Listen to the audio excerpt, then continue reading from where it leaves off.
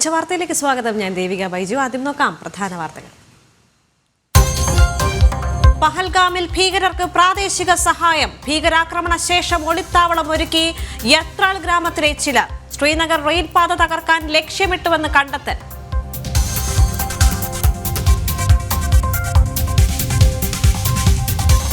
വീണ്ടും വീരസ്യം പറഞ്ഞ് പാകിസ്ഥാൻ. സിന്ധു നദീജലം വഴിതിരിച്ചുവിട്ടാൽ ഭാരതത്തെ ആക്രമിക്കുമെന്ന് പാക് പ്രതിരോധ മന്ത്രി. ആണവായുധങ്ങൾ പ്രയോഗിക്കുമെന്ന റഷ്യയിലെ പാക് അംബാസിഡർ. ഇമ്രാൻഖാന്റെയും ബിലാവൽ ഭൂട്ടോയുടെയും എക്സ് അക്കൗണ്ടുകൾ നിരോധിച്ച് ഭാരതം.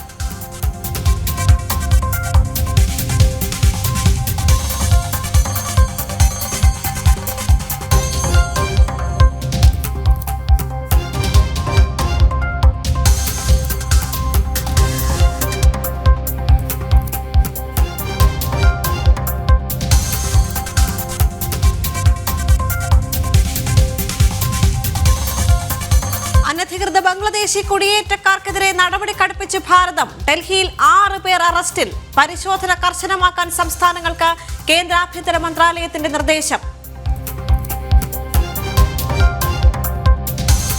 പൂരാവേശത്തിലേക്ക് തൃശൂർ. ചമയ പ്രദർശനം തുടങ്ങി. സാമ്പിൾ വെടിക്കെട്ട് വൈകിട്ട്. പൂരം വിളംബരം നാളെ. മതചിഹ്നങ്ങൾ പാടില്ലെന്ന VN വാസവന്റെ പ്രസ്താവനയ്ക്കെതിരെ പ്രതിഷേധം. പൂരം തുടക്കം മുതൽ ഒടുക്കം വരെ മതമാണെന്ന് B ഗോപാലകൃഷ്ണൻ.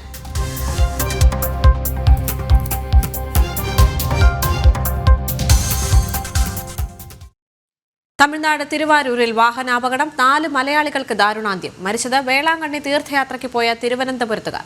തിരുവനന്തപുരത്ത് വാഹനങ്ങൾ കൂട്ടിയിടിച്ച് തീപിടിച്ച് ഒരാൾ മരിച്ചു.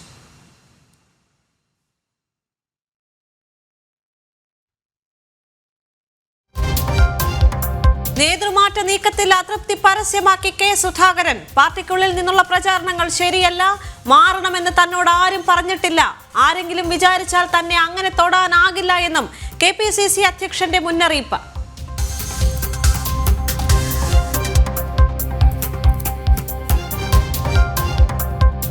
നവീകരണത്തിനൊരുങ്ങി റെയിൽവേ. സംസ്ഥാനത്തെ ലൂപ്പ് ലൈനുകളുടെ നിലവാരം കൂട്ടും. ട്രെയിനുകളുടെ വേഗത വർദ്ധിക്കും.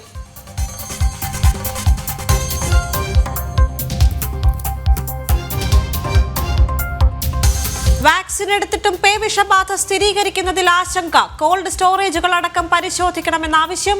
ചികിത്സയിലുള്ള 8 വയസ്സുകാരിയുടെ നില ഗുരുതരം. പേവിഷബാധയേറ്റ് മരിച്ച 5.5 വയസ്സുകാരിക്ക് തിരൂരങ്ങാടി താലൂക്ക് ആശുപത്രിയിൽ ചികിത്സ നിഷേധിച്ചെന്ന പിതാവ്.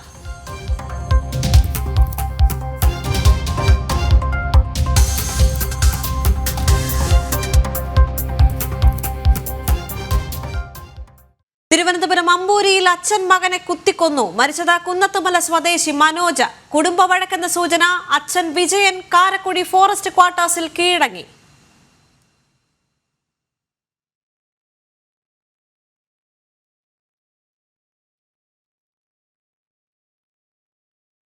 പഹൽഗാം ഭീകരാക്രമണത്തിന് പിന്നാലെ ഭാരതം തിരിച്ചടിക്കുമെന്ന് ഭയന്ന് പാകിസ്ഥാൻ ദ്രുതഗതിയിൽ നടപടികൾ മുന്നോട്ട് നീക്കുകയാണ്. ഭാരതത്തിന് ഒരൊറ്റ നിലപാടേയുള്ളൂ. ഭീകരതയ്ക്ക് മാപ്പില്ല.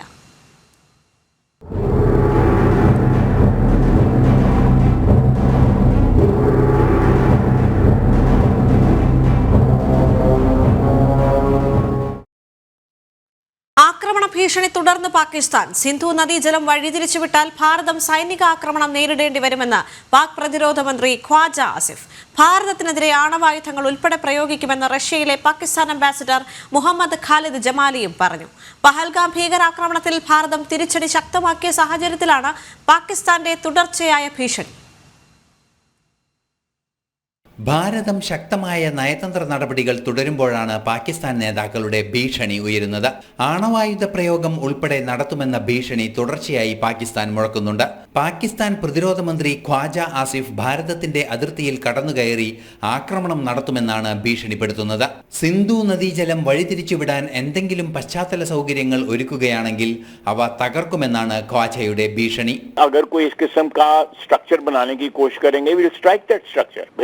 strike that structure, that will be an act of aggression against Pakistan. वो पाकिस्तान के खिलाफ जारियत होगी. जारियत सिर्फ तोप के गोलों से या बंदूक चलाने से नहीं होती. जारियत के बहुत से अशकाल होते हैं, बहुत सी उसकी जो फेसेस होते हैं, उसमें ये भी एक फेस है. ये बहुत बड़ा फेस है. इससे तो कौमें जो हैं वो प्यास से या भूख से मर सकती हैं। तो ये अगर उन्होंने इस किस्म का अटेम्प्ट भी किया को आर्किटेक्चरल, तो स्ट्रक्चर को पाकिस्तान जो है डिस्ट्रॉय करेगा। अगर कोई इस किस्म का स्ट्रक्चर बनाने की कोशिश करेंगे, विल स्ट्राइक दैट स्ट्रक्चर। ഒരു മാധ്യമത്തിന് നൽകിയ മറുപടിയിലാണ് ഖ്വാജ ഭീഷണി മുഴക്കുന്നത്. ആണവായുധം ഉൾപ്പെടെ ഭാരതത്തിനെതിരെ പ്രയോഗിക്കുമെന്ന ഭീഷണിയും പാകിസ്ഥാൻ നേതാക്കൾ മുഴക്കുന്നു. റഷ്യയിലെ പാകിസ്ഥാൻ അംബാസഡർ മുഹമ്മദ് ഖാലിദ് ജമാലി പറയുന്നത് എല്ലാ തരത്തിലുള്ള സംവിധാനങ്ങളും പ്രയോഗിച്ച് ഭാരതത്തിനെതിരെ യുദ്ധം ചെയ്യുമെന്നാണ്. ആണവായുധങ്ങൾ യുദ്ധത്തിന് ഉപയോഗിക്കാൻ മടിക്കില്ലെന്നും അദ്ദേഹം പറയുന്നു. When it comes to India and Pakistan, we do not get involved into this debate of numerical strength. We in Pakistan will use the full spectrum of power, both conventional and nuclear. And I'll stop there. തീർത്തും ഒറ്റപ്പെട്ട പാകിസ്ഥാന്റെ ദുർബലമായ പ്രതികരണമായാണ് ഇത്തരം വീമ്പ് പറച്ചിലുകളെ വിദഗ്ധർ വിലയിരുത്തുന്നത്. യുദ്ധത്തിനൊരുങ്ങുന്ന രാജ്യം ഒരിക്കലും തന്ത്രങ്ങൾ പുറത്തുവിടില്ലെന്ന അടിസ്ഥാന ശൈലി പോലും പാകിസ്ഥാൻ നേതാക്കൾ പുലർത്തുന്നില്ല. പാകിസ്ഥാൻ സർക്കാർ സ്വന്തം രാജ്യത്ത് നേരിടുന്ന സങ്കീർണതകളിലേക്ക് വെളിച്ചം വീശുന്നത് കൂടിയാണ് ഇത്തരം പ്രതികരണങ്ങൾ. ഇന്റർനാഷണൽ ഡെസ്ക്, ജനം.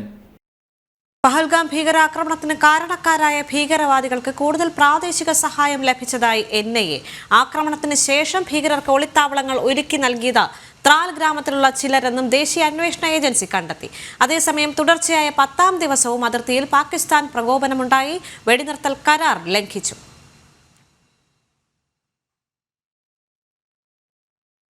പാകിസ്ഥാൻ മുൻ പ്രധാനമന്ത്രി ഇമ്രാൻഖാന്റെയും മുൻമന്ത്രി ബിലാവൽ ഭൂട്ടോയുടെയും എക്സ് അക്കൗണ്ടുകൾ ഭാരതത്തിൽ ബ്ലോക്ക് ചെയ്തു.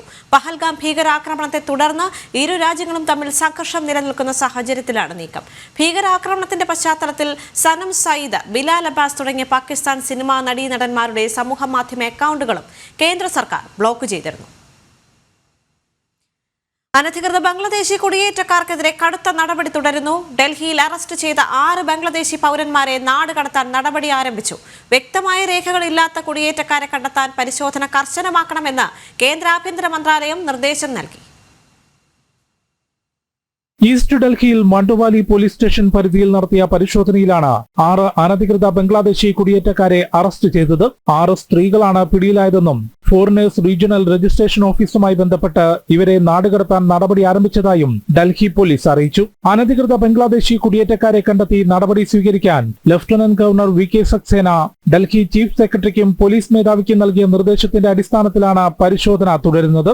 കാളിന്ദികുഞ്ച്, ഷഹീൻബാഗ്, നിസാമുദ്ദീൻ, ജാമിയ നഗർ തുടങ്ങി വിവിധ മേഖലകളിൽ നടത്തിയ പരിശോധനയിൽ ഇതിനോടകം നിരവധി പേരെ പിടികൂടി നാടുകടത്തൽ നടപടി സ്വീകരിച്ചിട്ടുണ്ട്. കഴിഞ്ഞ ദിവസം ഗുജറാത്തിൽ നടത്തിയ പരിശോധനയിൽ 1000-ലധികം അനധികൃത ബംഗ്ലാദേശി കുടിയേറ്റക്കാരെ അറസ്റ്റ് ചെയ്യുകയും താമസ സ്ഥലം JCB ഉപയോഗിച്ച് ഇടിച്ചു നിരത്തുകയും ചെയ്തു. എല്ലാ സംസ്ഥാനങ്ങളിലും അനധികൃത കുടിയേറ്റക്കാരെ കണ്ടെത്തി നടപടി സ്വീകരിക്കാൻ പരിശോധന കർശനമാക്കാൻ കേന്ദ്ര ആഭ്യന്തര മന്ത്രാലയം നിർദ്ദേശം നൽകിയിട്ടുണ്ട്. ജനം, ഡൽഹി. ജമ്മുകശ്മീരിലെ ഭീകരാക്രമണം നടന്ന പ്രദേശം CPM പ്രതിനിധി സംഘം സന്ദർശിക്കുമെന്ന് ജനറൽ സെക്രട്ടറി MA ബേബി. ഈ മാസം 12, 13 തീയതികളിൽ സംഘം അവിടെ ഉണ്ടാകും. സ്ഥിതിഗതികൾ വിലയിരുത്തും. ഭീകരാക്രമണത്തെ തുടർന്ന് ആരെയും കുറ്റപ്പെടുത്താനുള്ള സമയമല്ല ഇതെന്നും MA ബേബി പറഞ്ഞു. പഹൽഗാം ഭീകരാക്രമണത്തിൽ കൊല്ലപ്പെട്ട N രാമചന്ദ്രന്റെ ഇടപ്പള്ളിയിലെ വീട്ടിലെത്തിയ MA ബേബി കുടുംബാംഗങ്ങളെ ആശ്വസിപ്പിച്ചു. ഇന്നലെ പോൾ ബ്യൂറോ യോഗത്തിൽ എടുത്തൊരു തീരുമാനം CPIM-ന്റെ ഒരു പ്രതിനിധി സംഘം ശ്രീനഗർ സന്ദർശിക്കണമെന്നാണ്. CPIM-ന്റെ കേന്ദ്ര കമ്മിറ്റി അംഗവും നിലവിലുള്ള ജമ്മു കാശ്മീർ നിയമസഭ അംഗവുമായിട്ടുള്ള സഖാവ് മുഹമ്മദ് യൂസഫ് താരിഗാമിയുമായി ചർച്ച ചെയ്ത് ഈ മാസം 12-ാം തീയതി CPIM-ന്റെ ഈ പ്രതിനിധി സംഘം ശ്രീനഗർ സന്ദർശിക്കുന്നതിന് വേണ്ടി തീരുമാനിച്ചിട്ടുണ്ട്. വ്യോമസേനാ മേധാവി air chief marshal Amarpreet Singh പ്രധാനമന്ത്രി നരേന്ദ്രമോദിയുമായി കൂടിക്കാഴ്ച നടത്തുകയാണ്. ഗൗതം അനന്തനാരായണൻ ചേരുന്നു വിവരങ്ങളുമായി. ഗൗതം, കൃത്യമായ തിരിച്ചടി, കനത്ത തിരിച്ചടി തന്നെ ഭാരതത്തിന്റെ ഭാഗത്ത് നിന്ന് ഉണ്ടാകുമെന്ന് മനസ്സിലാക്കി പാകിസ്ഥാനിൽ ദ്രുതഗതിയിൽ നടപടികൾ പുരോഗമിക്കുകയാണ്. വ്യോമസേനാ മേധാവി എയർ ചീഫ് മാർഷൽ അമർപ്രീത് സിംഗുമായി പ്രധാനമന്ത്രി നരേന്ദ്രമോദി ഇപ്പോൾ കൂടിക്കാഴ്ച നടത്തുന്നു. വളരെ തന്ത്രപ്രധാനമായ ഒരു കൂടിക്കാഴ്ചയായി ഇതിനെ കാണാൻ സാധിക്കും. എന്തൊക്കെയാണ് അവിടെ നിന്ന് ലഭിക്കുന്ന ഏറ്റവും പുതിയ വിവരങ്ങൾ? ദേവിക, വ്യോമസേന മേധാവി air chief marshal AP Singh ഇപ്പോൾ പ്രധാനമന്ത്രി നരേന്ദ്രമോദിയെ കാണുകയാണ്.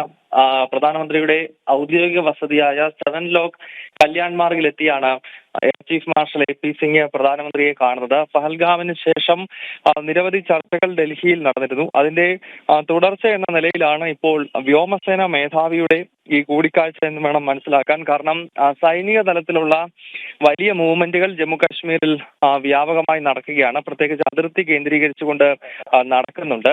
ഒരു പ്രത്യേക സാഹചര്യത്തിൽ അത് വളരെ ശത്രു കരുതാത്തൊരു സമയത്ത് വലിയ പ്രഹരം ശത്രു രാഷ്ട്രത്തിന് നൽകുക എന്നതാണ് സൈന്യത്തിന്റെ നീക്കം എന്ന് മനസ്സിലാക്കാൻ സാധിക്കുന്നു. അതിനാൽ തന്നെ അത്തരം വിഷയങ്ങൾ വളരെ രഹസ്യ സ്വഭാവമുള്ള വിഷയങ്ങൾ തന്നെയാണ് ഇപ്പോൾ വ്യോമസേനാ മേധാവിയും പ്രധാനമന്ത്രിയും തമ്മിലുള്ള ഈ കൂടിക്കാഴ്ചയിൽ ചർച്ച ചെയ്യുന്നത് എന്ന കാര്യത്തിൽ യാതൊരു തർക്കവുമില്ല. നേരത്തെ 3 സേനാ മേധാവികളും ഒരുമിച്ചിരുന്ന് പ്രധാനമന്ത്രിയുമായും പ്രതിരോധ മന്ത്രിയുമായും സംസാരിച്ചിരുന്നു. അതിന് പിന്നാലെയാണ് ഇപ്പോൾ വ്യോമസേനയുടെ മേധാവി ഒറ്റയ്ക്ക് 7 ലോക്ക് കല്യാൺ മാർഗിലെത്തി ഈ കൂടിക്കാഴ്ച നടത്തുന്നത്. ദേവി, ശരി. നേതൃമാറ്റ നീക്കത്തിൽ അതൃപ്തി തുറന്നു പറഞ്ഞ KPCC അധ്യക്ഷൻ K സുധാകരൻ. പാർട്ടിക്കുള്ളിൽ നിന്നുള്ള പ്രചരണങ്ങൾ ശരിയല്ല, അത് ഹൈക്കമാൻഡിനെ അറിയിക്കുമെന്ന് സുധാകരൻ തിരുവനന്തപുരത്ത് പറഞ്ഞു. തന്നോട് മാറാൻ ആരും പറഞ്ഞിട്ടില്ല, ആരും പറയാത്തിടത്തോളം കാലം മാറേണ്ട കാര്യമില്ല എന്നും K സുധാകരൻ പറഞ്ഞു. ആരെങ്കിലും വിചാരിച്ചാൽ തന്നെ അങ്ങനെ തൊടാനാകില്ല എന്നും K സുധാകരൻ വ്യക്തമാക്കി.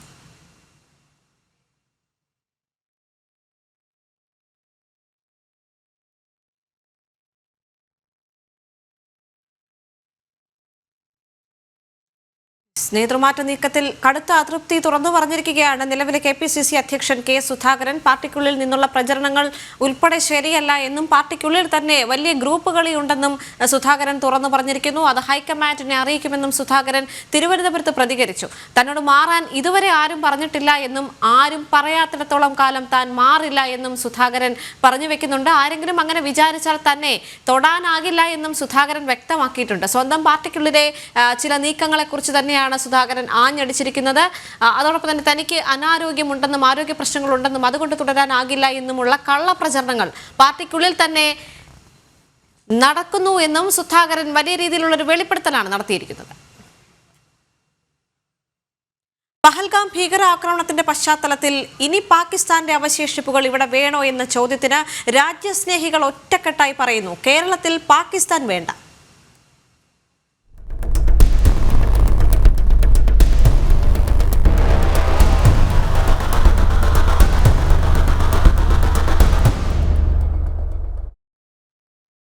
കേരളത്തിലെ പാകിസ്ഥാൻ ജിന്ന അനുകൂലികൾക്ക് കാരണം രാഷ്ട്രീയ മനോഭാവത്തിന്റെ പ്രശ്നമെന്ന് BJP മുൻ സംസ്ഥാന പ്രസിഡന്റ് K സുരേന്ദ്രൻ.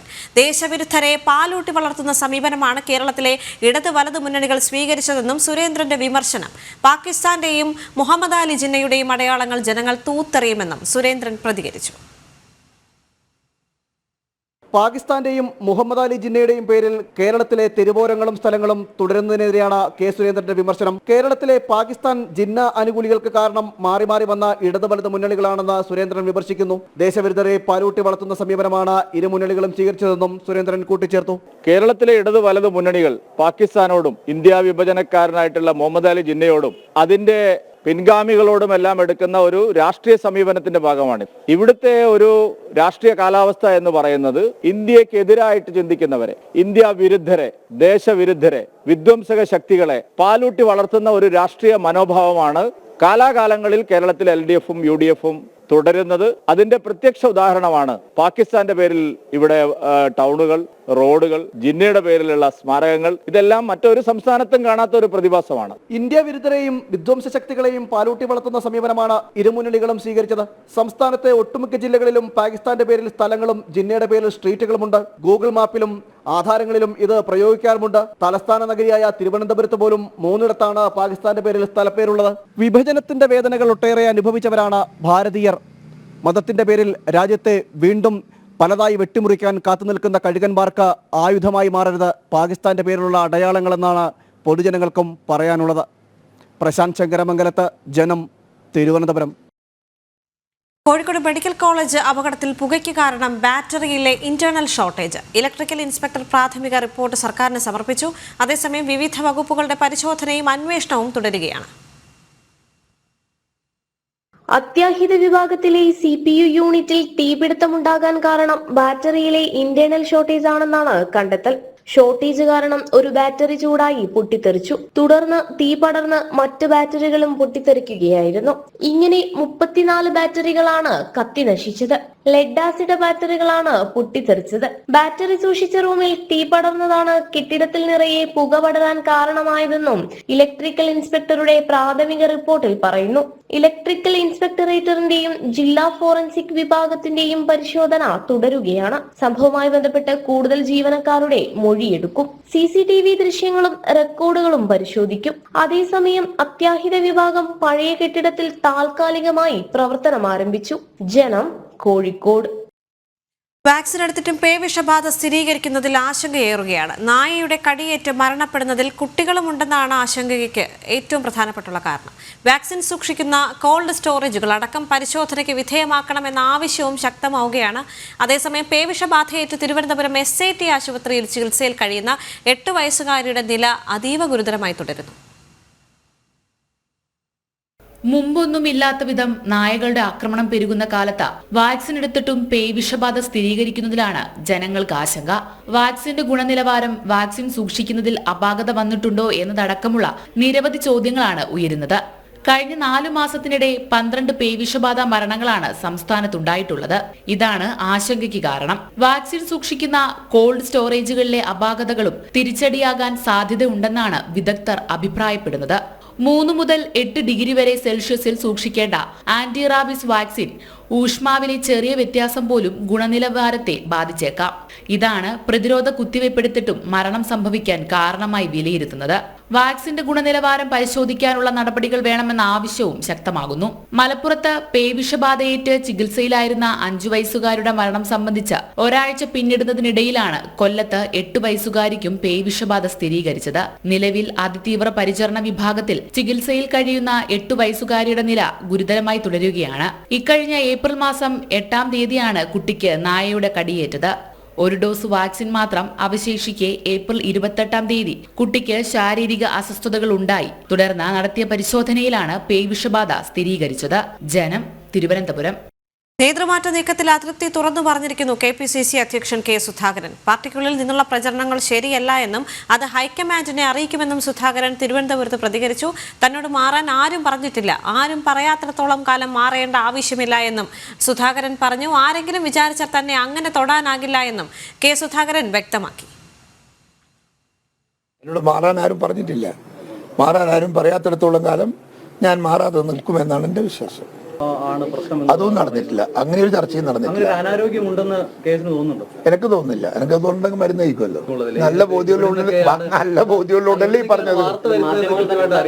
നല്ല ബോധ്യമുള്ളത് കൊണ്ടാ പറഞ്ഞത്. നിങ്ങളാണത് കണ്ടുപിടിക്കേണ്ടത്. നിങ്ങളോട് ആര് പറഞ്ഞു അവർ നേതാക്കന്മാരാണെന്ന്? അത് നിങ്ങളല്ലേ കണ്ടുപിടിക്കേണ്ടത്. അല്ല, അങ്ങനെ ചെയ്യുന്നത് ശരിയല്ലല്ലോ. നമ്മുടെ പാർട്ടി പ്രവർത്തകന്മാരെ ദുർബലരാക്കൂലേ? അങ്ങനെ ഒരു പ്രചരണം ശരിയല്ല. ഹൈക്കമാൻഡ് തീരുമാനമെടുത്താൽ അത് ഇംപ്ലിമെന്റ് ചെയ്യും. പാർട്ടിയിൽ ആരും എന്നെ മാറ്റണമെന്ന് തീരുമാനിച്ചാൽ നടന്നാലും എന്നെ തൊടാനൊന്നും കഴിയില്ല.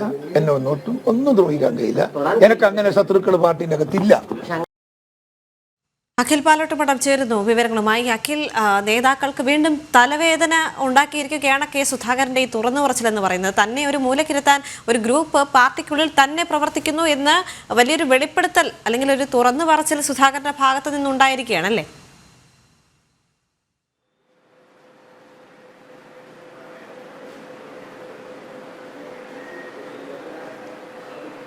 ദേവിക, KPCC അധ്യക്ഷ സ്ഥാനത്ത് നിന്നും K സുധാകരനെ മാറ്റുമെന്നത് അദ്ദേഹം സ്ഥാനമേറ്റെടുത്ത 4 വർഷം മുമ്പ് തന്നെ കേരളത്തിലൊരു ചില 2 പാർട്ടികളിൽ മാത്രമാണ് ഇത്തരത്തിൽ ചില വാർത്തകൾ മാത്രം വരുന്നത്. അധ്യക്ഷന്മാരെ ഇപ്പോൾ മാറ്റും, നാളെ മാറ്റും, കുറച്ചു കഴിഞ്ഞ് മാറ്റുമെന്നൊക്കെ. പക്ഷേ അതിനെല്ലാം തന്നെ അങ്ങനത്തെ ഒരു ചർച്ച വരുമ്പോൾ തന്നെ ഹൈക്കമാൻഡിന് ഒരു ചെക്ക് വെച്ചുകൊണ്ട് ഇപ്പോൾ ഒരു പ്രതികരണം നടത്തിയിരിക്കുകയാണ് KPCC പ്രസിഡന്റ് K സുധാകരൻ. അദ്ദേഹം പറയുന്നത് സുധാകരന്റെ ഈ തുറന്നു പറച്ചിൽ നേതൃത്വത്തിന് വലിയ പ്രതിസന്ധി തന്നെയാണ് സൃഷ്ടിച്ചിരിക്കുന്നത്. അധ്യക്ഷ സ്ഥാനത്ത് നിന്ന് തന്നെ മാറ്റാൻ ആര് പരസ്യ പ്രസ്താവന നടത്തിയാലും അതിന് കഴിയില്ല. തന്നെ ഒരു മൂലക്കിരുത്തി ആ കാര്യങ്ങൾ കൊണ്ടുപോകാമെന്ന് ആരെങ്കിലും വിചാരിക്കുന്നുണ്ടെങ്കിൽ അത് കഴിയില്ല എന്ന ഒരു ശക്തമായ നിലപാട് തന്നെയാണ് ഇപ്പോൾ KPCCയുടെ അധ്യക്ഷൻ കെ സുധാകരൻ എടുത്തിരിക്കുന്നത്. ജീവനുള്ളിടത്തോളം കാലം താൻ കോൺഗ്രസ്സായി തുടരുമെന്നും നേതൃമാറ്റം ഹൈക്കമാൻഡ് തന്നോട് ചർച്ച ചെയ്തിട്ടില്ല എന്നും ഒക്കെ തന്നെ അദ്ദേഹം പറയുന്നുണ്ട്. കാരണം കഴിഞ്ഞ ദിവസമാണ്, അതായത് UDFന്റെ നേതൃയോഗം കോഴിക്കോട് ചേരുന്ന അതേ സമയത്തു തന്നെ കെ സുധാകരനെ ഡൽഹിയിലേക്ക് വിളിപ്പിക്കുന്നു. പ്രത്യേക വിമാനത്തിൽ അദ്ദേഹം ഡൽഹിയിലേക്ക് പോകുന്നു.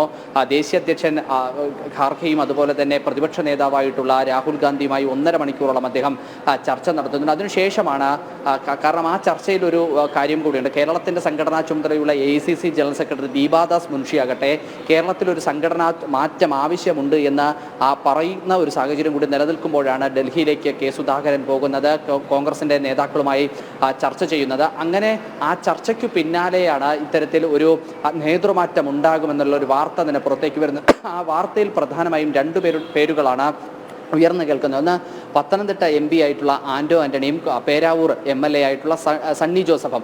ഇതിൽ 2 പേരും മുൻ DCC അധ്യക്ഷന്മാരാണ്. സണ്ണി ജോസഫ് ആവട്ടെ കണ്ണൂർ DCC അധ്യക്ഷനായിരുന്നു.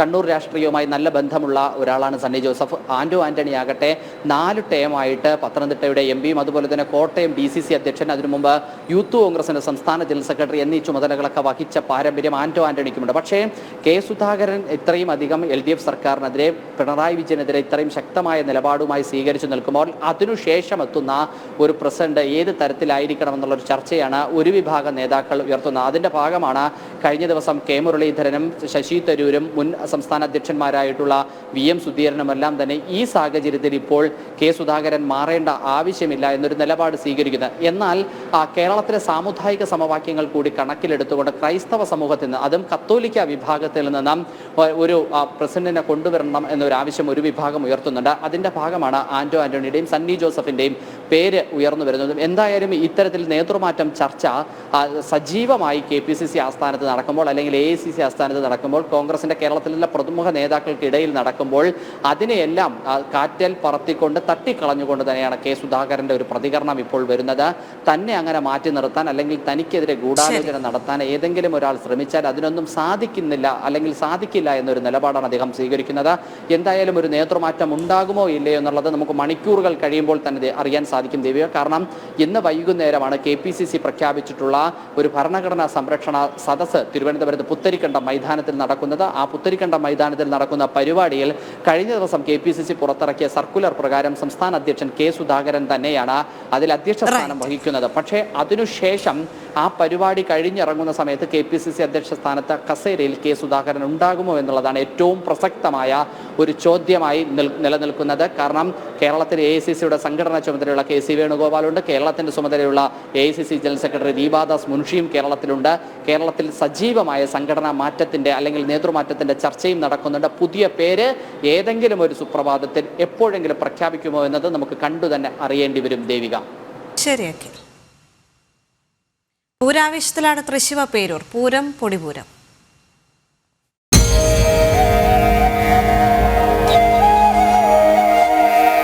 ജയലക്ഷ്മി സിൽക്സ് കാന്ത ഞാനും വന്നു.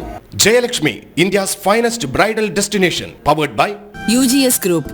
സ്വപ്നങ്ങൾക്ക് വിശ്വാസത്തിന്റെ കയ്യൊപ്പ്. In association with Swarnamukhi gold and diamonds, സൂര്യപ്രഭയുടെ സ്വർണ്ണമുഖം. Dhanalakshmi bank, banking on relationships forever. നിറങ്ങളും തിളക്കങ്ങളും നിറഞ്ഞ പൂരത്തിന്റെ വിസ്മയ ലോകത്തേക്കുള്ള കവാടമാണ് ചമയ പ്രദർശനങ്ങൾ. പാറമേക്കാവിലും തിരുവമ്പാടിയിലും നേരിട്ടെത്തി കേന്ദ്രമന്ത്രി സുരേഷ് ഗോപി ചമയ പ്രദർശനങ്ങൾ കണ്ടു. ഉദ്ഘാടനത്തിന് പിന്നാലെ ചമയ പ്രദർശനത്തിലേക്ക് പൂരപ്രേമികൾ ഒഴുകിയെത്തുകയാണ്.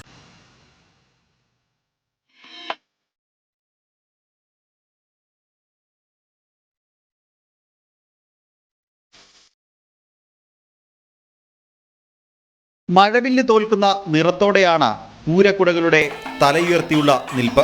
കുടയുടെ കാലുകളും വർണ്ണത്തുണിയിൽ പൊതിഞ്ഞ് തിളക്കമേറ്റിയിട്ടുണ്ട്. ആനയുടെ ആടയാഭരണങ്ങളും ഒട്ടേറെയുണ്ട്. സ്വർണത്തിന്റെയും വെള്ളിയുടെയും തിളക്കമുള്ള പലതരം മണികൾ. തിളക്കങ്ങളെ വെല്ലുന്ന നിറങ്ങളിലാണ് ഇവയുടെ കയറുകൾ ഒരുക്കിയിരിക്കുന്നത്. പാറമേക്കാവ് ദേവസ്വത്തിന്റെ ചമയ പ്രദർശനമാണ് ആദ്യം മിഴി തുറന്നത്. കേന്ദ്രമന്ത്രി സുരേഷ് ഗോപി ഉദ്ഘാടനം ചെയ്തു.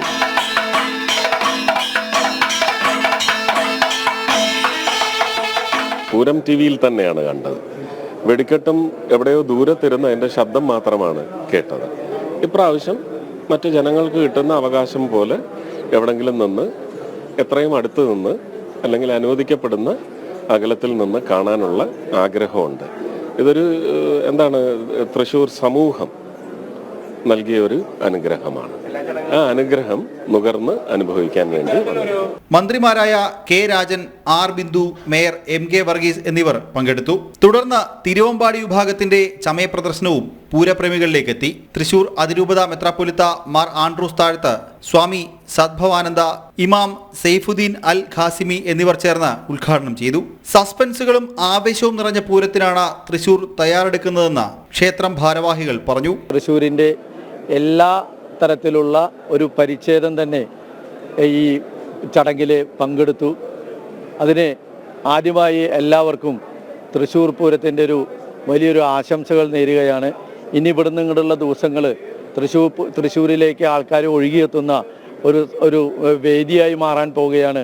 6-ാം തീയതിയും 7-ാം തീയതിയും തൃശ്ശൂർ പൂരം വളരെ ഭംഗിയായി നടത്താൻ ജില്ലാ ഭരണകൂടവും സ്റ്റേറ്റ് അതേപോലെ തന്നെ സെൻട്രൽ ഗവൺമെൻറ്റും അതേപോലെ ദേവസ്വങ്ങളും അതിനു വേണ്ടിയിട്ടുള്ള എല്ലാ ഒരുക്കങ്ങളും പൂർത്തീകരിച്ചിട്ടുണ്ട്.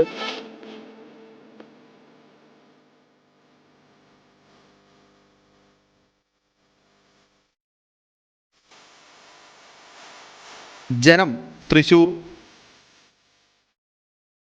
തൃശൂർ പൂരത്തിന് മതചിഹ്നങ്ങൾ പാടില്ല എന്ന VN വാസവന്റെ പ്രസ്താവനയിൽ വലിയ പ്രതിഷേധമാണ് ഉണ്ടാകുന്നത്. പൂരം തുടക്കം മുതൽ ഒടുക്കം വരെ മതമാണെന്ന് BJP നേതാവ് B. ഗോപാലകൃഷ്ണൻ പറഞ്ഞു. നിരീശ്വരവാദിയായ ദേവസ്വം മന്ത്രി ജനങ്ങളെ വിശ്വാസങ്ങളിൽ നിന്ന് അകറ്റുകയാണ്. പുത്തൻ പെരുന്നാളിന് കുരിശും യേശുവും വേണ്ടെന്ന് പറഞ്ഞ പോലെയാണിത്. വാസവൻ സ്വയം തെറ്റിദ്ധരുത്തണമെന്നും B. ഗോപാലകൃഷ്ണൻ തൃശൂരിൽ പറഞ്ഞു. തൃശൂർ പൂരം തിരുവമ്പാടി ഭഗവതിയുടെയും പാർമേക്കാവ് ഭഗവതിയുടെയും ചൈതന്യത്തിന്റെ പരസ്പര പൂരകമായ മംഗളമുഹൂർത്തമാണ്. തൃശൂർ പൂരം മതപരമായ ചടങ്ങാണ്. തൃശൂർ പൂരത്തെ മതപരമായ ചടങ്ങല്ല എന്ന് ദുർവ്യാഖ്യാനം ചെയ്ത് തൃശൂർ പൂരത്തെ ഹിന്ദു സമൂഹത്തിൽ നിന്ന്, ഹിന്ദു സാംസ്കാരിക ക്ഷേത്ര ഉത്സവത്തിൽ നിന്ന് മാറ്റിയെടുക്കാനുള്ള ഹിഡൻ അജണ്ടയുടെ ഭാഗമാണ് നിരീശ്വരവാദികളായ കമ്മ്യൂണിസ്റ്റ് സർക്കാരിൻ്റെ പ്രതിനിധിയായ ദേവസ്വം മന്ത്രിയുടെ പ്രസ്താവന. പുത്തമ്പള്ളി പെരുന്നാളിന് കുരിശു പാടില്ല എന്ന് പറയുന്നത് പോലെയാണ്. നാളെ ഇനി അതും പറയും. പുത്തമ്പള്ളി പെരുന്നാളിൽ കുരിശും പാടില്ല, യേശുക്രിസ്തുവും പാടില്ല എന്ന് പറഞ്ഞാൽ പിന്നെ പെരുന്നാളുണ്ടോ? തൃശ്ശൂർ പൂരത്തിൽ മതചിഹ്നം പാടില്ല എന്ന് പറഞ്ഞാൽ പിന്നെ കോലം എഴുന്നള്ളിക്കാൻ പറ്റുമോ? ഭഗവതിയുടെ കോലം എഴുന്നള്ളിക്കാൻ പറ്റുമോ? തൃശൂർ നെയ്തിലക്കാവിൽ അമ്മയുടെ തിടം പേറ്റി തെക്കേ ഗോപുര നട തുറന്ന് പൂരവിളംബരം നടത്തുന്നതിന് ഇക്കുറിയും കൊച്ചിൻ ദേവസ്വം ബോർഡിന്റെ എറണാകുളം ശിവകുമാർ എത്തും. ആനയെ എഴുന്നള്ളത്തിന് ഉപയോഗിക്കാമെന്നും ശിവകുമാർ ആരോഗ്യവാനാണെന്നും വനം വകുപ്പ് അറിയിച്ചു. പരിശോധനകൾ പൂർത്തിയാക്കിയിട്ടുണ്ട്. വീണ്ടും റിപ്പോർട്ടുകളിലേക്ക് എത്തുമ്പോൾ KM എബ്രഹാം കേരളം കണ്ട ഏറ്റവും വലിയ കള്ളനായ ഉദ്യോഗസ്ഥനാണെന്ന് വിവരാവകാശ പ്രവർത്തകൻ ജോമോൻ പുത്തൻപുരയ്ക്കൽ. KM എബ്രഹാം സുപ്രീം കോടതിയെ തെറ്റിദ്ധരിപ്പിച്ചു. അധികാരം ദുരുപയോഗം ചെയ്ത് കേസ് അട്ടിമറിക്കാൻ ശ്രമം നടത്തി. കോടതി അലക്ഷ്യത്തിന് KM എബ്രഹാമിനെതിരെ ഹർജി നൽകുമെന്നും ജോമോൻ ഡൽഹിയിൽ പറഞ്ഞു. ഹൈക്കോടതിയെപ്പറ്റി ഇത്രയും ഗുരുതരമായ കളവായ കാര്യം പറയുന്നു. അപ്പം കോടതി അലക്ഷ്യ കേസിൽ പ്രതിയായിട്ട് ഈ വിധി പറഞ്ഞ കോടതിയിൽ തന്നെ എബ്രാഹത്തിനെ പ്രതിയാക്കി ഫയൽ ചെയ്യാൻ തീരുമാനിച്ചിരിക്കുക. മുഖ്യമന്ത്രിയുടെ ചീഫ് പ്രിൻസിപ്പൽ സെക്രട്ടറി എന്ന അധികാരം ദുരുപയോഗം ചെയ്തു. ലോകായുക്തത്തിലെ നിലവിലുള്ള ഗവൺമെൻറ് സ്പെഷ്യൽ GP ആയിട്ടുള്ള ചന്ദ്രശേഖരൻ നായർ CBI കേസിലെ പ്രതിയായിട്ടുള്ള അഴിമതി കേസിലെ പ്രതിയായിട്ടുള്ള KM എബ്രാഹത്തിന് വേണ്ടി വക്കാലത്തിട്ടിരിക്കും. എൻ്റെ മൂന്നാമത് കടപ്പുണ്ട് ചന്ദ്രശേഖരൻ നായർ. എന്തൊരു നിയമവിരുദ്ധമാണോ? ഈ രേഖകളെല്ലാം ഹൈക്കോടതിയിൽ ഹാജരാക്കിയെന്ന് വ്യാജനെ സുപ്രീം കോടതി കാണിച്ചിരിക്കും. ഏത് വിധത്തിലും നുണ പറഞ്ഞ് സുപ്രീം കോടതി തെറ്റിദ്ധരിപ്പിച്ച് അവൻ കേസ് തള്ളിയാലും ശിക്ഷ കിട്ടിയാലും വ്യാജമായിട്ട് ഹൈക്കോടതിയിൽ സുപ്രീം കോടതി ആരാക്കിയാലും ശിക്ഷ കിട്ടിയാലും ഇപ്പോൾ പിടിച്ചു നിൽക്കുക സ്റ്റേ എന്നുള്ളതാണ്. അതിനുവേണ്ടി എന്ത് നുണയും എന്ത് വൃത്തികേടിയും ചെയ്യുന്ന ആളാണ്. തരാതരം പോലെ നുണ പറയുന്ന ആളാണ് KM എബ്രഹാം എന്നുള്ളത്. നിലമ്പൂർ ഉപതെരഞ്ഞെടുപ്പ് പ്രചാരണം വീണ്ടും സജീവമാക്കി മുന്നണികൾ. തെരഞ്ഞെടുപ്പ് വൈകാതെ നടക്കുമെന്ന് ജില്ലാ കലക്ടർ അറിയിച്ചതോടെയാണ് സ്ഥാനാർത്ഥി നിർണയ ചർച്ചകളുമായി മുന്നണികൾ വീണ്ടും കളം നിറയുന്നത്. രാഷ്ട്രീയ കേരളം ഏറെ ഉറ്റുനോക്കുന്ന നിലമ്പൂർ ഉപതെരഞ്ഞെടുപ്പിന്റെ പ്രഖ്യാപനം വൈകുന്നത് മുന്നണികളുടെ പ്രചാരണത്തെയും പുറകോട്ട് അടുപ്പിച്ചിരുന്നു. എന്നാൽ തിരഞ്ഞെടുപ്പ് അധികം വൈകാതെ നടക്കാനാണ് സാധ്യതയെന്ന ജില്ലാ കളക്ടർ VR വിനോദ് വാർത്താ സമ്മേളനത്തിൽ അറിയിച്ചതോടെ മുന്നണികൾ ഉണർന്നു. സ്ഥാനാർത്ഥി നിർണയ ചർച്ചകളും രാഷ്ട്രീയ പിന്തുണയും വീണ്ടും സജീവം. 408 ബാലറ്റ് യൂണിറ്റുകളും 408 കൺട്രോൾ യൂണിറ്റുകളും 408 വിവിപാറ്റുകളും വേണമെന്നായിരുന്നു റിസർവ് അടക്കം. അതിനുശേഷമാണ് 59 കൂടുതലായിട്ടുള്ള പോളിംഗ് സ്റ്റേഷനുകൾ വേണമെന്ന് തീരുമാനിച്ചു. അത് സംബന്ധിച്ച് ഞാൻ വിശദമായിട്ട് പറയാം. സ്വന്തമായി സ്ഥാനാർത്ഥിയെ നിർത്തുമെന്ന് പ്രഖ്യാപിച്ച വ്യാപാരി വ്യവസായി ഏകോപന സമിതി കൺവെൻഷനുമായി നിലമ്പൂരിൽ പ്രചാരണം ആരംഭിച്ചു. അന്തിമ വോട്ടർ പട്ടിക നാളെ പ്രസിദ്ധീകരിക്കും. വോട്ടർ പട്ടികയിൽ പേര് ചേർക്കാൻ പുതുതായി 20,803 അപേക്ഷകൾ ലഭിച്ചിട്ടുണ്ട്. 408 ബാലറ്റ് യൂണിറ്റുകളുടെയും 408 കൺട്രോൾ യൂണിറ്റുകളുടെയും 408 വിവിപാറ്റ് യൂണിറ്റുകളുടെയും പരിശോധന പൂർത്തീകരിച്ചു. ജനം, മലപ്പുറം. മംഗലൂരുവിൽ ബജ്രംഗ് പ്രവർത്തകൻ സുഹാസ് ഷെട്ടിയെ വെട്ടിക്കൊലപ്പെടുത്തിയ കേസിൽ NIA അന്വേഷണം ആവശ്യപ്പെട്ട് തേജസ്വി സൂര്യ MP കേന്ദ്ര ആഭ്യന്തരമന്ത്രിക്ക് ഇത് സംബന്ധിച്ച് കത്തയച്ചു. നേരത്തെ സമാന സംഭവങ്ങളിൽ PFIയുടെ പങ്ക് വളരെ വ്യക്തമായിരുന്നു. സുഹാസ് ഷെട്ടിയുടെ മരണത്തിലും സംശയം നിലനിൽക്കുന്നുണ്ടെന്ന് കേന്ദ്രമന്ത്രിക്ക് അയച്ച കത്തിൽ പറയുന്നു. നീതിയുക്തവും സുതാര്യവുമായ അന്വേഷണത്തിന് കേന്ദ്ര ഏജൻസി വരണമെന്നാണ് ആവശ്യം. സംഭവവുമായി ബന്ധപ്പെട്ട് 8 പേർ അറസ്റ്റിലായതായി കർണാടക ആഭ്യന്തരമന്ത്രി ഇന്നലെ അറിയിച്ചിരുന്നു.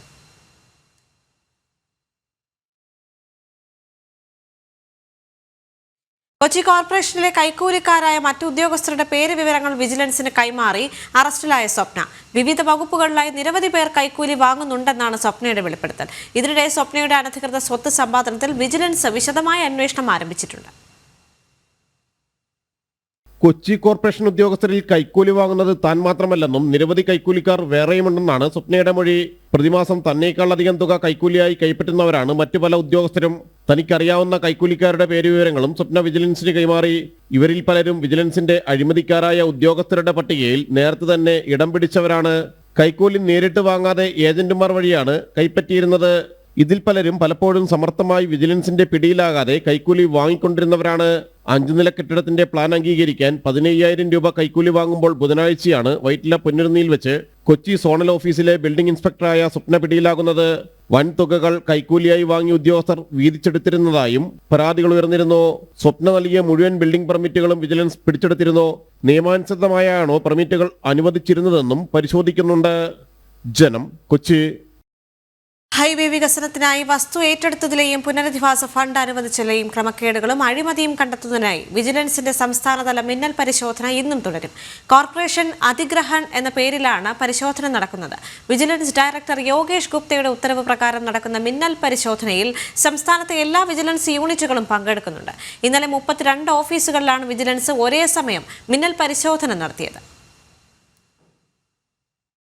സംസ്ഥാനത്തെ ഹൈവേ വികസനത്തിനായി വസ്തു ഏറ്റെടുക്കൽ നടത്തിയതിലും പുനരധിവാസ ഫണ്ട് അനുവദിച്ചതിലും ക്രമക്കേടുകളും അഴിമതിയും നടന്നുവരുന്നതായി വിജിലൻസിന് രഹസ്യ വിവരം ലഭിച്ചിരുന്നു. ഇതിന്റെ അടിസ്ഥാനത്തിലാണ് സംസ്ഥാന വ്യാപക പരിശോധന നടക്കുന്നത്. സ്വകാര്യ വ്യക്തികളുടെ ഉടമസ്ഥതയിലുള്ള ഭൂമി ഹൈവേ വികസനത്തിനായി ഏറ്റെടുക്കുമ്പോൾ ഭൂമിയുടെ ഉടമസ്ഥാവകാശികളുടെ പുനരധിവാസം, ക്ഷേമം എന്നിവയ്ക്കായി റീഹാബിലിറ്റേഷൻ, റീസെറ്റിൽമെന്റ് ഇനത്തിൽ സ്ഥലം ഏറ്റെടുക്കപ്പെടുന്ന വ്യക്തിക്ക് വസ്തുവകകളുടെ നഷ്ടപരിഹാര തുകയ്ക്ക് പുറമെ അധിക ധനസഹായം നൽകി വരുന്നുണ്ട്. ലാൻഡ് അക്വിസിഷൻ തഹസീൽദാർമാർ ഇത് തെളിയിക്കുന്ന രേഖകൾ വിശദമായി പരിശോധിക്കേണ്ടതും ചുമതലപ്പെടുത്തുന്ന ഒരു ഉദ്യോഗസ്ഥൻ സ്ഥലപരിശോധന നടത്തി റിപ്പോർട്ട് സമർപ്പിക്കേണ്ടതുമാണ്. എന്നാൽ തഹസീൽദാർമാർ സാമ്പത്തിക ലാഭം ഉണ്ടാക്കിയതിലേക്ക് രേഖകൾ കൃത്യമായി പരിശോധിക്കാതെയും സ്ഥലപരിശോധന നടത്തി റിപ്പോർട്ട് സമർപ്പിക്കുന്ന ഉദ്യോഗസ്ഥൻ മനഃപൂർവ്വം തെറ്റായ റിപ്പോർട്ട് നൽകുന്നതായും പരാതികളുണ്ട്. കേരളത്തിലുടനീളം ഹൈവേക്കായി ഭൂമി ഏറ്റെടുക്കാൻ നിയോഗിക്കപ്പെട്ട ലാൻഡ് അക്വിസിഷൻ ഓഫീസുകളിൽ പുനരധിവാസ തുക അനുവദിച്ചു നൽകുന്നതുമായി ബന്ധപ്പെട്ട ക്രമക്കേടുകൾ പരിശോധിക്കുന്നതിനായാണ് വിജിലൻസ് ഓപ്പറേഷൻ അധിഗ്രഹൺ എന്ന പേരിൽ മിന്നൽ പരിശോധന നടത്തുന്നത്.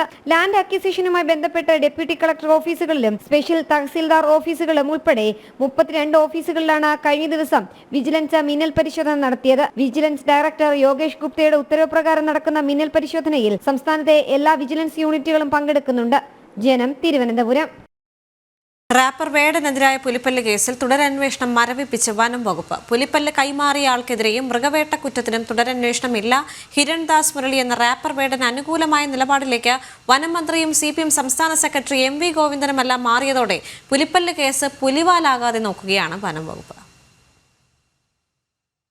നിലവിൽ ചുമത്തിയ വകുപ്പുകളിൽ കേസ് നിലനിൽക്കുമെങ്കിലും കൂടുതൽ അന്വേഷണത്തിലേക്കോ തെളിവ് ശേഖരണത്തിലേക്കോ വനം വകുപ്പ് കടക്കില്ല. മൃഗവേട്ടയടക്കമുള്ള ഗുരുതര വകുപ്പുകൾ ചുമത്തിയിരുന്നെങ്കിലും കോടതി ജാമ്യം അനുവദിച്ചിരുന്നു. പിടിച്ചെടുത്തത് പുലിപ്പല്ലാണെന്ന് തെളിയിക്കാവുന്ന ശാസ്ത്രീയ തെളിവുകൾ ലഭിക്കാത്തതടക്കം ചൂണ്ടിക്കാട്ടിയായിരുന്നു പെരുമ്പാവൂർ 1ാം ക്ലാസ് മജിസ്ട്രേറ്റ് കോടതി വേടന് ഉപാധികളോടെ ജാമ്യം അനുവദിച്ചിരുന്നത്.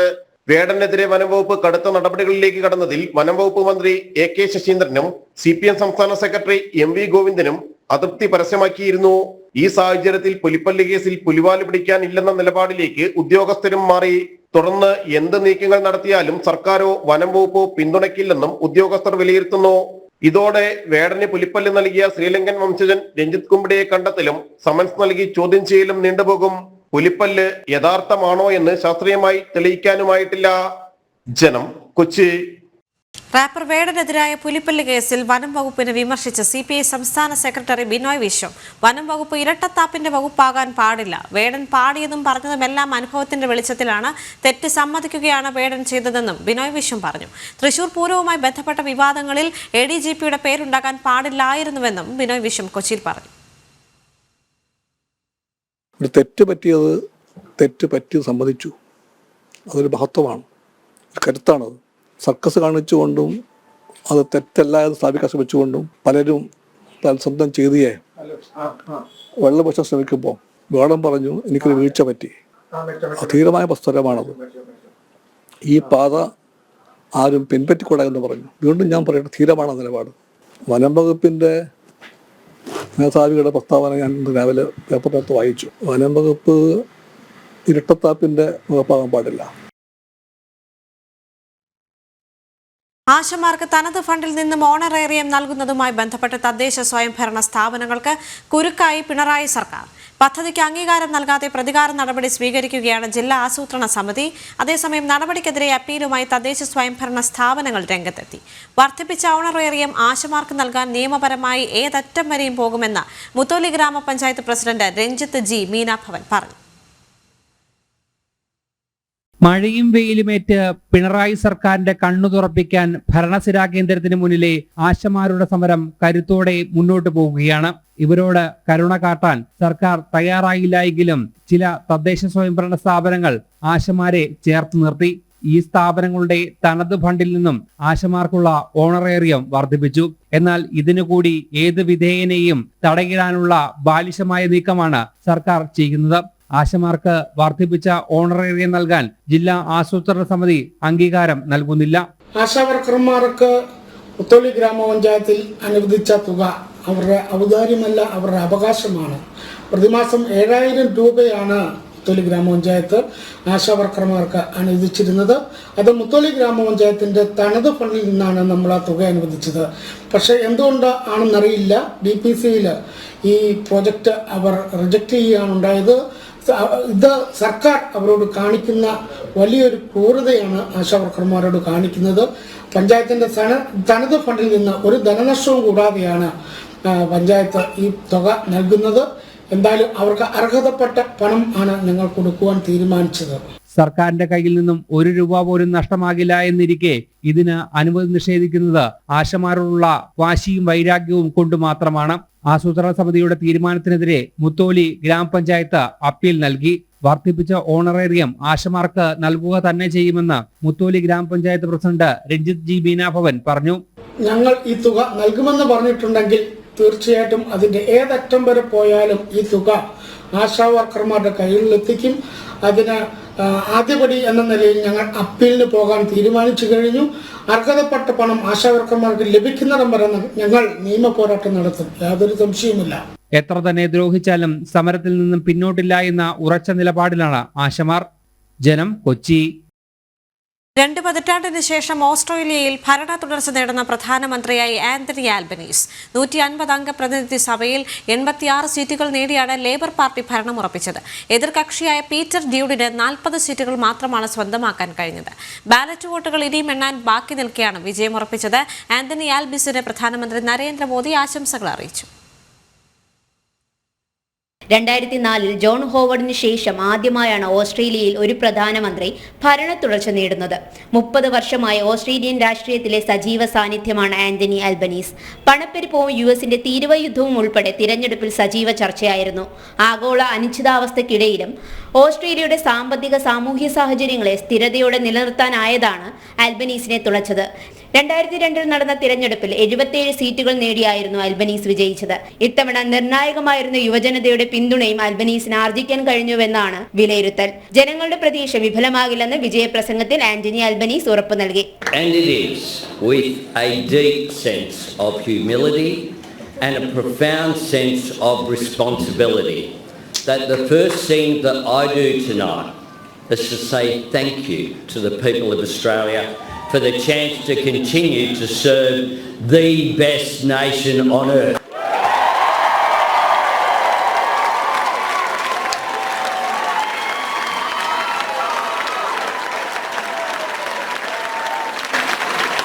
And I acknowledge the traditional owners of the land on which Antony ആൽബനീസിന്റെ ഭരണവീഴ്ച ഉയർത്തിക്കാട്ടിയായിരുന്നു പ്രതിപക്ഷമായ കൺസർവേറ്റീവ് ലിബറൽ ദേശീയ സഖ്യം തിരഞ്ഞെടുപ്പിനെ നേരിട്ടത്.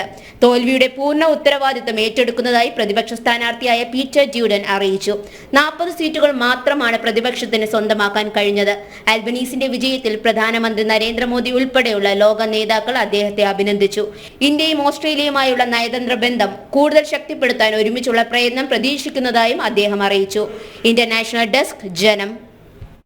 സാമൂഹ്യ പ്രവർത്തക പത്മശ്രീ KV റാബിയ അന്തരിച്ചു. മലപ്പുറം കോട്ടക്കലിൽ സ്വകാര്യ ആശുപത്രിയിൽ ചികിത്സയിലിരിക്കെയായിരുന്നു അന്ത്യം.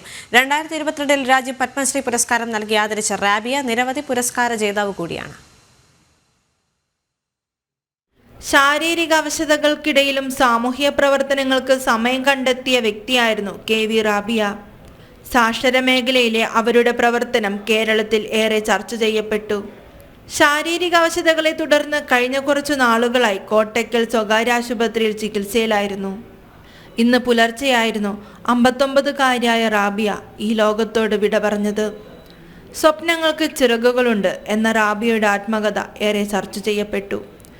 1990-കൾ മുതൽ സാക്ഷരതാ മിഷന്റെ പ്രവർത്തന രംഗത്ത് സജീവമാണ്. മലപ്പുറം ജില്ലയിലെ തിരൂരങ്ങാടിക്കടുത്തുള്ള വെള്ളിലക്കാട് സ്വദേശിനിയാണ്.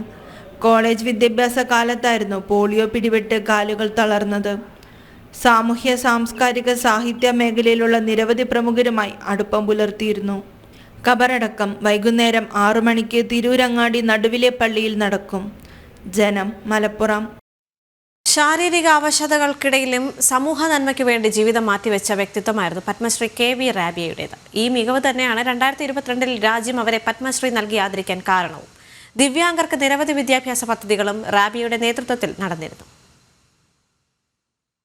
ശാരീരികമായ പരിമിതികളെ മറികടന്ന് 1990-ൽ കേരള സാക്ഷരതാ മിഷന്റെ പ്രവർത്തന രംഗത്ത് മികച്ച പങ്കുവഹിച്ചതിലൂടെയാണ് പൊതുരംഗത്ത് KV റാബിയ ശ്രദ്ധിക്കപ്പെട്ടത്. 2022-ലാണ് നരേന്ദ്രമോദി സർക്കാർ KV റാബിയെ പത്മശ്രീ നൽകി ആദരിച്ചത്. കോളേജ് വിദ്യാഭ്യാസ കാലത്ത് പോളിയോ ബാധിച്ച് കാലുകൾക്ക് വൈകല്യം സംഭവിച്ചു. ശാരീരിക വൈകല്യമുള്ള വിദ്യാർത്ഥികൾക്കായി വിദ്യാഭ്യാസ സ്ഥാപനം നടത്തുകയായിരുന്നു അവർ. സാക്ഷരതാ മേഖലയിൽ നിരവധി പ്രവർത്തനങ്ങൾ നടത്തിയാണ് റാബിയ ശ്രദ്ധേയയായത്. കോളേജ് പഠനകാലത്താണ് റാബിയയ്ക്ക് പോളിയോ ബാധിച്ചത്. ശരീരം തളർന്നതോടെ യാത്രകൾ ചക്ര കസേരയിലായി. എന്നാൽ ജീവിതം 4 ചുമരുകൾക്കുള്ളിൽ തളച്ചിടാതെ സാമൂഹ്യ സേവന രംഗത്ത് സജീവമായി. പ്രധാനമായും ശാരീരിക അവശതകൾ നേരിടുന്നവർക്ക് വേണ്ടി പോരാടി. വിദ്യാഭ്യാസ മേഖലയിൽ അവരുടെ ഉന്നമനത്തിനായി പ്രവർത്തിച്ചു. സ്വപ്നങ്ങൾക്ക് ചിറകുകളുണ്ട് എന്ന റാബിയയുടെ ആത്മകഥ ഏറെ ശ്രദ്ധേയമായിരുന്നു. പത്മശ്രീക്ക് പുറമെ 2014-ൽ സംസ്ഥാന സർക്കാർ വനിതാ രത്നം പുരസ്കാരം നൽകി ആദരിച്ചു. മുരിമഠത്തിൽ ബാവ അവാർഡ്, നാഷണൽ യൂത്ത് പുരസ്കാരം, UN ഇന്റർനാഷണൽ പുരസ്കാരം, കണ്ണകി സ്ത്രീശക്തി പുരസ്കാരം തുടങ്ങി നിരവധി നേട്ടങ്ങൾ അവരെ തേടിയെത്തിയിട്ടുണ്ട്. ജനം, മലപ്പുറം. ഹെഡ്ഗേവാർ, ഗുരുജി തുടങ്ങിയവരെ കുറിച്ച് തെറ്റായ വ്യാഖ്യാനങ്ങളാണ് സമൂഹത്തിൽ പ്രചരിപ്പിക്കപ്പെടുന്നതെന്ന് ഗവർണർ രാജേന്ദ്ര വിശ്വനാഥ് ഹർലേക്കർ. ഇരുവരും ആദരിക്കപ്പെടേണ്ട വ്യക്തിത്വങ്ങളാണ്. കശ്മീരിൽ നടന്നത് സനാതന ധർമ്മികൾക്ക് നേരെയുള്ള ആക്രമണമാണെന്നും ഗവർണർ പറഞ്ഞു. Palakkad Sandipani Sadhanalaya charitable and welfare trust പ്രഖ്യാപിച്ച സുഹൃത സ്മൃതി പുരസ്കാരം വിതരണം ചെയ്ത് സംസാരിക്കുകയായിരുന്നു അദ്ദേഹം. പാലക്കാട് ആനിക്കോട് അഞ്ചുമൂർത്തി ക്ഷേത്രത്തിലാണ് Sandipani Sadhanalaya charitable and welfare trust സുഹൃത സ്മൃതി പുരസ്കാര വിതരണം നടന്നത്. കേരള ഗവർണർ രാജേന്ദ്ര വിശ്വനാഥ് ആർലേക്കർ പരിപാടി ഉദ്ഘാടനം ചെയ്തു. ഹെഡ്ഗേവാർ, ഗുരുജി തുടങ്ങിയവരെ കുറിച്ച് തെറ്റായ വ്യാഖ്യാനങ്ങളാണ് സമൂഹത്തിൽ പ്രചരിപ്പിക്കപ്പെടുന്നതെന്ന് അദ്ദേഹം പറഞ്ഞു. പെഹൽഗാമിൽ നടന്നത് സനാതനികൾക്ക് നേരെയുള്ള ആക്രമണമാണ്. What narrative we have to have now? Dr. Hedgewar's legacy, Param Pujanya Dr. Ji, then Param Pujanya Guruji's legacy is our narrative that we have to set today. Now today's narratives are very different. Today's narratives, those who have come before our country, they have already occupied our mental state, our buddhimatta. They have occupied this.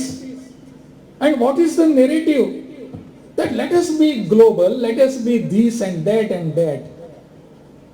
For to be a global, we have to be a local. That we are forgetting.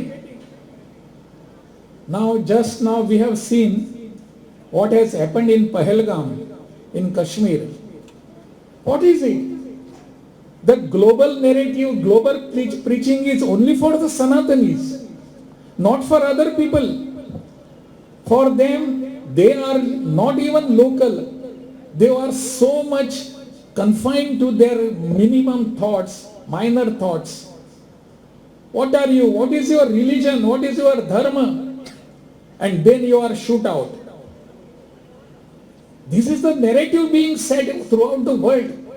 രാഷ്ട്രീയ സ്വയംസേവക സംഘം 100ാം വർഷത്തിലും വിപുലമായ ആഘോഷമല്ല, മറിച്ച് ആശയം എല്ലാവരിലേക്കും എത്തിക്കുകയാണ് ചെയ്യുന്നത്.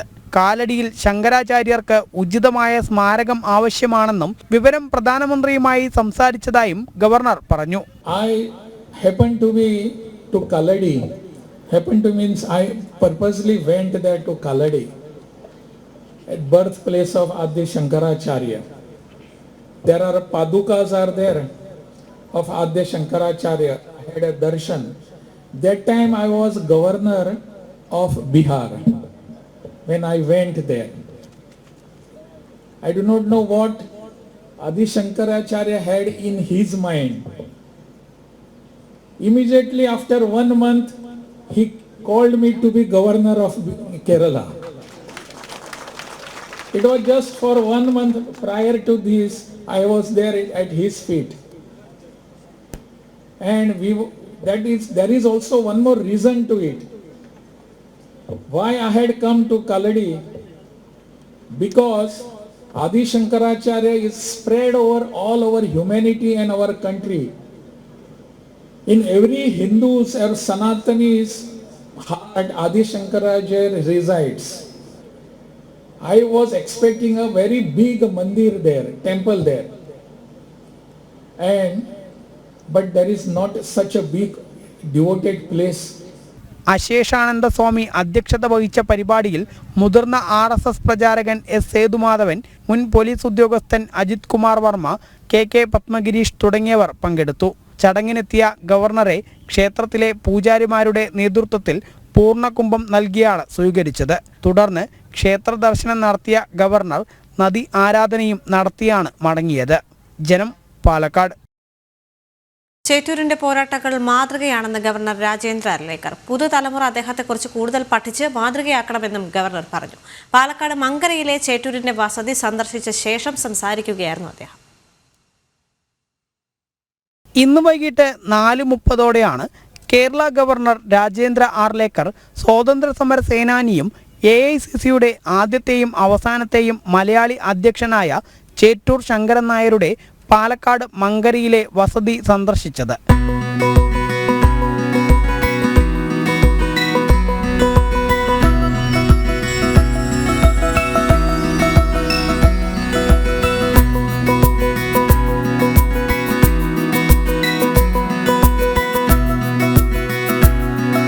ചേറ്റൂർ കളിച്ചു വളർന്ന തറവാട് വീട് ഉൾപ്പെടെ സന്ദർശിച്ച ഗവർണർ കൊച്ചുമോൻ ചേറ്റൂർ കൃഷ്ണൻകുട്ടി നായരുമായും മറ്റ് കുടുംബാംഗങ്ങളുമായും സംവദിച്ചു.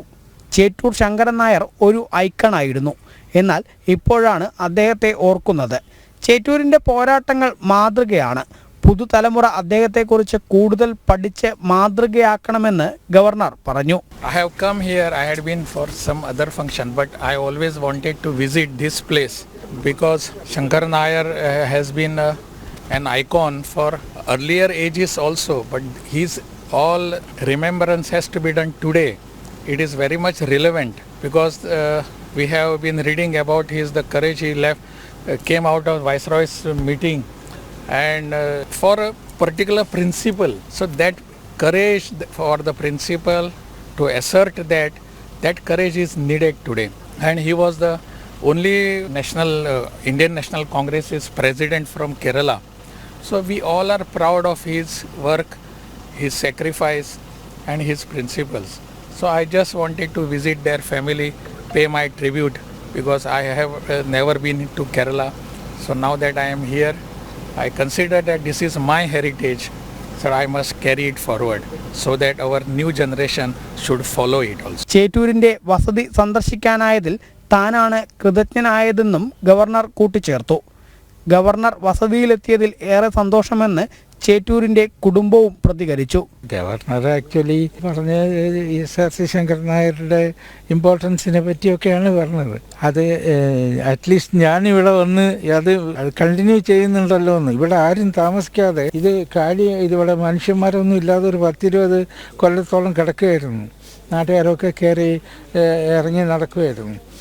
അപ്പോൾ ഞാനിവിടെ വന്ന് താമസിച്ച് തന്നെ ഈ വീടും ഈ പറമ്പൊക്കെ ഒന്ന് അന്യാധീനപ്പെട്ടു പോകാതിരിക്കാൻ വേണ്ടിയിട്ടാണ്. അപ്പോൾ അതിനെ പറ്റിയിട്ടാണ് അദ്ദേഹം പറഞ്ഞത്. ചേറ്റൂരിനെ കോൺഗ്രസ് അവഗണിച്ചത് വലിയ ചർച്ചയാവുന്ന സാഹചര്യത്തിലാണ് ഗവർണറുടെ സന്ദർശനം എന്നതും ശ്രദ്ധേയമാണ്.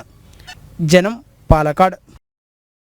അടുത്ത ബുള്ളറ്റിൻ അല്പസമയത്തിനകം. നമസ്തേ.